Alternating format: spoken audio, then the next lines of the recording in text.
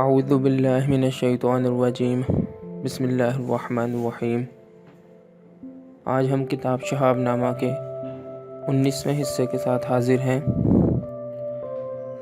اس وقت ہم اس کتاب کا جو باب پڑھ رہے ہیں اس کا نام ہے چندراوتی۔ آئیے شروع کرتے ہیں۔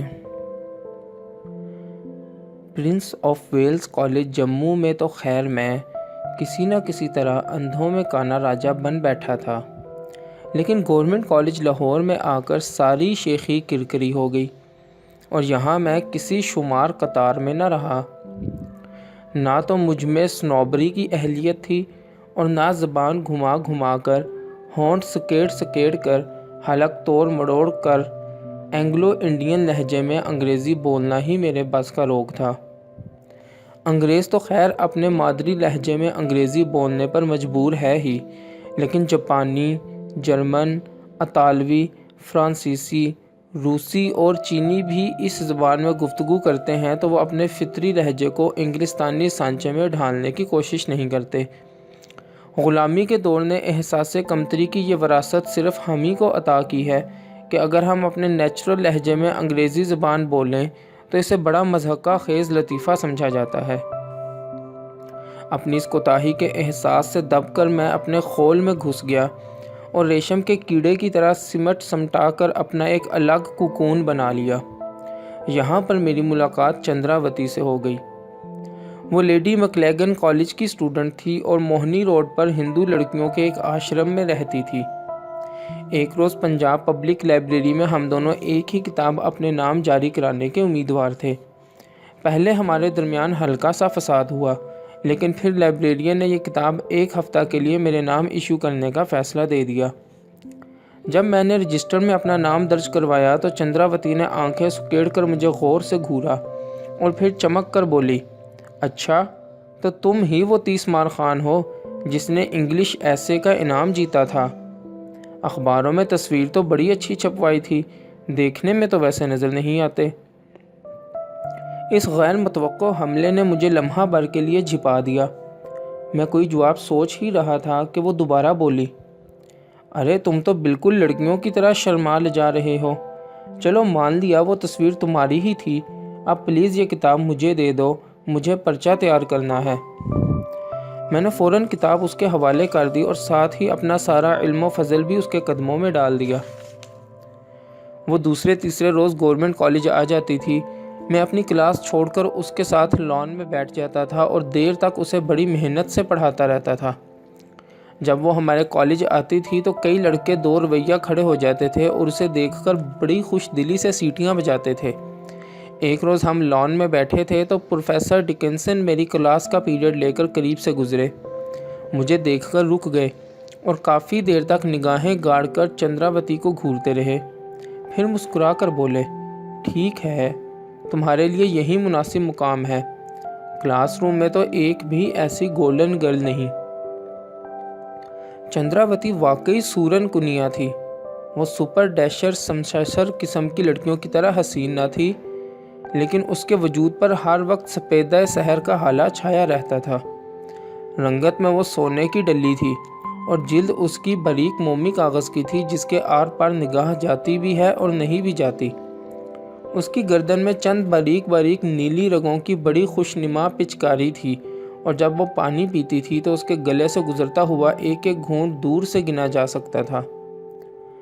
چندراوتی کو لاہور میں رہتے کافی عرصہ ہو چلا تھا، لیکن اب تک اس نے نہ جہانگیر کا مقبرہ دیکھا تھا، نہ نور جہاں کے مزار پر گئی تھی، نہ شالیمار باغ کی سیر کی تھی۔ اتوار کے اتوار میں ایک بائیسیکل کرائے پر لیتا تھا اور اسے کیریئر پر بٹھا کے تاریخی مقامات کی سیر کرا لاتا تھا۔ وہ اپنے آشرم سے آلو کی بھجیا اور پوریاں بنا لاتی تھی اور بڑی احتیاط سے میرا حصہ الگ کاغذ پر رکھ کے مجھے دے دیتی تھی، کیونکہ ذات کی وہ کٹر ہندو تھی اور وہ اپنے کھانے پینے کی چیزوں کو ہرگز میرا ہاتھ نہ لگنے دیتی تھی۔ ایک اتوار کو ہم بادامی باغ کی سیر کے لیے گئے۔ وہاں پہنچ کر ہر طرف دیکھا بھالا، لیکن نہ کہیں بادام نظر آئے اور نہ کوئی باغ ہی دکھائی دیا۔ مجبوراً ہم نے ایک گندے سے دھوبی گھاٹ کے قریب بیٹھ کر اپنا پکنک منا لیا۔ چندراوتی کو سائیکل پر بٹھا کے لاہور کی سڑکوں پر فراٹے بھرنے کی مجھے کچھ ایسی چٹیک پڑ گئی کہ میں نے اپنا ذاتی بائسکل خریدنے کا تہیہ کر لیا۔ انہی دنوں ڈیلی ٹریبیون میں نیڈو ہوٹل والے مسٹر نیڈو کا اشتہار نکلا کہ انہیں اپنے بیٹے کے لیے فوری طور پر پرائیویٹ ٹیوٹر کی ضرورت ہے۔ میں نے عرضی ڈال دی۔ مسٹر نیڈو سفید فرنچ کٹ داڑھی والے گول مٹول سے بوڑھے انگریز تھے۔ مجھے دیکھ کر بڑے مایوس ہوئے۔ کہنے لگے، لڑکا بڑا ضدی اور سرکش ہے، پڑھنے لکھنے کا نام نہیں لیتا۔ تم خود نو عمر ہو، تم اسے کیوں کر سنبھالو گے؟ میں تو کسی تجربہ کار اور خرانٹ ٹیچر کی تلاش میں ہوں۔ میں نے بے اتنائی سے جواب دیا کہ میں بھی بڑا مصروف ہوں، 1 ماہ سے زیادہ ٹیوشن نہیں کر سکتا۔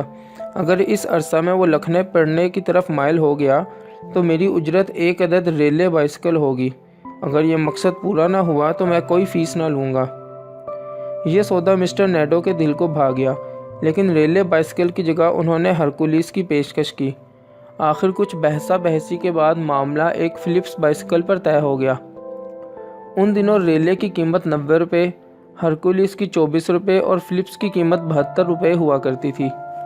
ٹیوشن شروع کرنے سے پہلے میں نے مسٹر نیڈو سے کہا، اگر لڑکا بہت بگڑا ہوا ہے تو شاید کسی قدر سختی سے کام لینا پڑے، انہیں کوئی اعتراض تو نہیں؟ مسٹر نیڈو عصبی المزاج بزرگ تھے، اپنے بیٹے کے لاابالی پن سے نالاں نظر آتے تھے۔ میری بات سن کر انہوں نے گھبراہٹ سے ادھر ادھر دیکھا کہ کوئی اور گوش بر آواز تو نہیں۔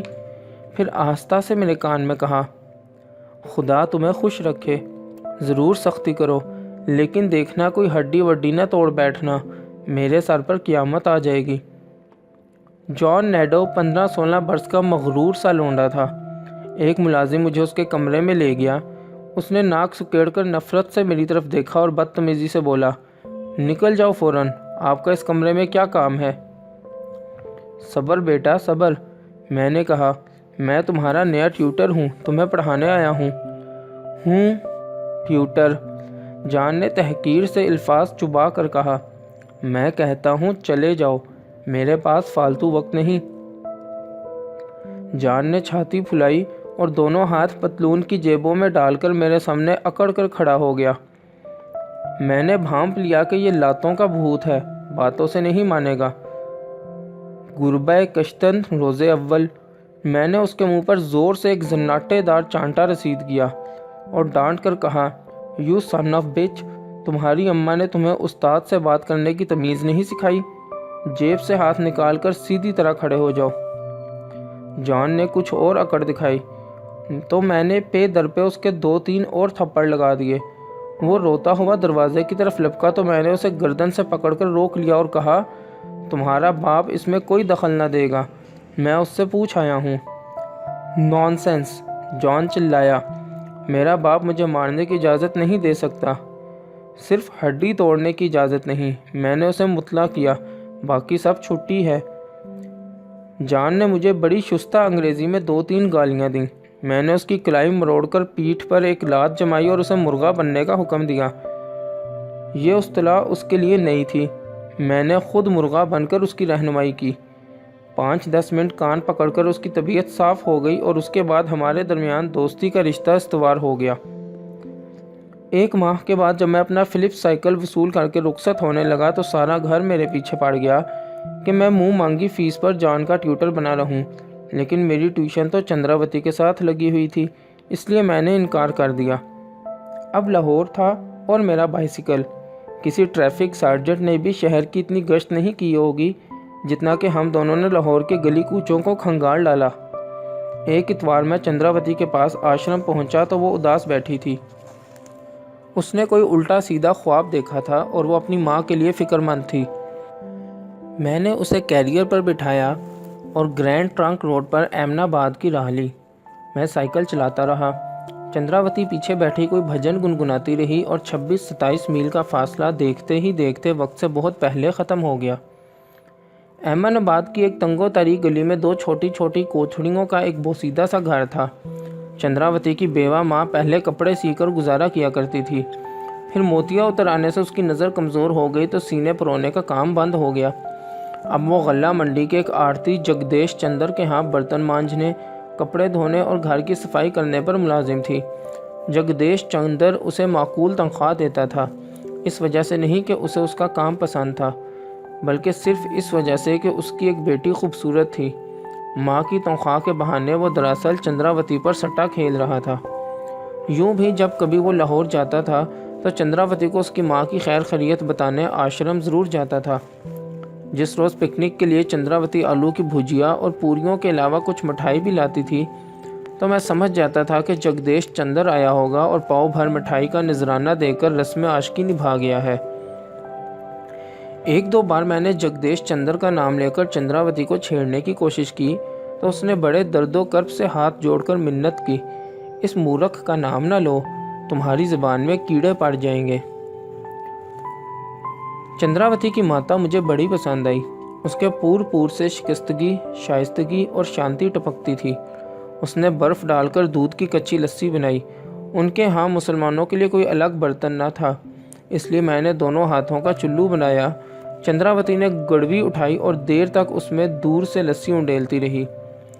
ماتا جی یہ نظارہ دیکھ کر بہت ہنسی اور پھر چندراوتی کو ڈانٹا کہ گھر آئے ہوئے پرونے کو کبھی ایسے بھی لسی پلایا کرتے ہیں۔ کوئی بات نہیں ماتا جی، چندراوتی نے کہا، یہ تو اپنے ہی لوگ ہیں، کوئی پرونا تھوڑی ہیں۔ کہنے کو تو بے خیالی میں وہ یہ فکرہ بول گئی، لیکن پھر اپنے آپ اس کے کانوں کی لوئیں سرخ ہو گئیں اور وہ جلدی جلدی برتن سمیٹ کر رسوئی میں چلی گئی۔ میں بھی راجہ اندر کی طرح آلتی پالتی مار کر موڑے پر بیٹھ گیا اور ان پھلجڑیوں کا مزہ لینے لگا جو چندراوتی کی بات سے میرے انگ انگ میں بڑی کثرت سے چھوٹنا شروع ہو گئی تھیں۔ کچھ دیر بعد پیپل کے پتوں پر ماش کی دال اور بھنڈی کا سالن پروسا گیا۔ کھانے کا ایک ایک لقمہ گھی اور شکر اور شہد اور بلائی بن کر میرے گلے سے اتر گیا۔